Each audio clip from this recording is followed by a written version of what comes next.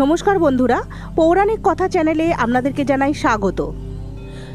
প্রতিদিন সকালে ঘুম থেকে উঠে আমরা অনেকেই হাতের তালু দর্শন করে থাকি। যখন আমরা হাতের তালু দর্শন করি তখন আমাদের কিছু কাজ করতে হয়। আজকের সম্পূর্ণ ভিডিওটিতে আমি আপনাদেরকে জানাবো সকালে ঘুম থেকে উঠে তালু দর্শনের সময় আপনারা কি করবেন।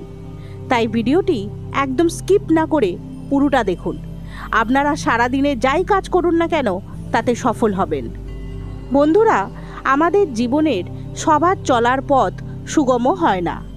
আমাদের সকলকেই অনেক পরিশ্রম করে এগুতে হয়, কিন্তু অনেকের জীবনে হাজারো পরিশ্রম করার পরও জীবনে চলার পথ সুগম হয়ে ওঠে না। এর কারণ হলো আমাদের ভাগ্য।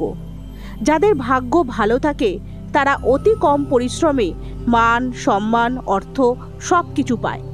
আমরা আমাদের জীবনে ভাগ্যকে তো পরিবর্তন করতে পারবো না, তবে আমাদের জীবনে চলার পথটা যাতে একটু ভালো হয় তার চেষ্টা আমরা সকলেই করতে পারি। আমরা সকলেই জানি নিয়মিত জপ, পূজাপাঠ প্রভৃতির মাধ্যমে আমরা আমাদের ভাগ্যের উন্নতি ঘটাতে পারি। প্রতিদিন সকালে ঘুম থেকে উঠে অন্য কোনো দিকে না তাকিয়ে প্রথমেই নিজের হাতের তালুর দিকে তাকাবেন। কারণ জ্যোতিষশাস্ত্র মতে বলা হয় যে আমাদের হাতের তালুতে স্বয়ং ভগবান বিরাজ করেন। প্রতিদিন সকালে ঘুম থেকে উঠে হাতের তালুর দিকে তাকিয়ে এই মন্ত্রটি আপনি 3 বার জপ করবেন। তাহলে দেখবেন জীবনে আপনার অর্থ, মান, সম্মান সমস্ত কিছু ফিরে আসবে এবং জীবনে আপনি সফল হবেন। এই বিশেষ মন্ত্রটি হল: করাগ্রে বসতি লক্ষ্মী, কর মধ্যে সরস্বতী, কর মূলে তু গোবিন্দ, প্রভাতে কর দর্শনম। এই মন্ত্রটি 3 বার জপ করার পর অতি অবশ্যই আপনার যিনি আরাধ্য দেবতা বা দেবী রয়েছেন তার মন্ত্র 3 বার আপনি জপ করবেন।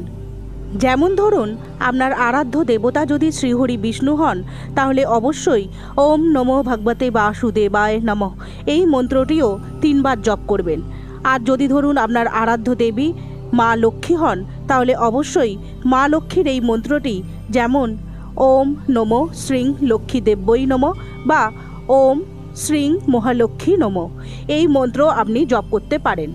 অর্থাৎ আপনার হাতের তালু দর্শনের বিশেষ মন্ত্রটি জপ করার পরে আপনি আপনার আরাধ্য দেবী বা দেবতার মন্ত্র 3 বার জপ করবেন। সেই সাথে অবশ্যই আপনার হাতের তালুর দিকে তাকিয়ে আপনার আরাধ্য দেবী বা দেবতাকে অবশ্যই স্মরণ করবেন। হিন্দু শাস্ত্র মতে মনে করা হয় ভাগ্য দেবতা মানুষের হাতেই বিরাজ করেন। শাস্ত্র মতে তাই বলা হয় যে হাতের তালুর ওপরের দিকে মা লক্ষ্মী, মধ্যে মা সরস্বতী এবং হাতের তালুর নিচের দিকে ভগবান শ্রী গোবিন্দ বিরাজ করেন। তাই সকালে ঘুম থেকে উঠেই তাদের যদি আপনি তুষ্ট করতে পারেন তাহলে জীবনে কখনো অর্থ, মান, সম্মানের অভাব হবে না। তাহলে বন্ধুরা, আজকের এই সম্পূর্ণ ভিডিওটি আপনাদের কেমন লাগলো তা অবশ্যই জানাবেন। আশা করছি ভিডিওটি আপনাদের সকলের উপকারে লাগবে। যদি ভালো লেগে থাকে অবশ্যই লাইক, কমেন্ট, শেয়ার করবেন এবং চ্যানেলটিকে সাবস্ক্রাইব করবেন। সকলে ভালো থাকবেন, সুস্থ থাকবেন। দেখা হবে পরবর্তী পর্বে।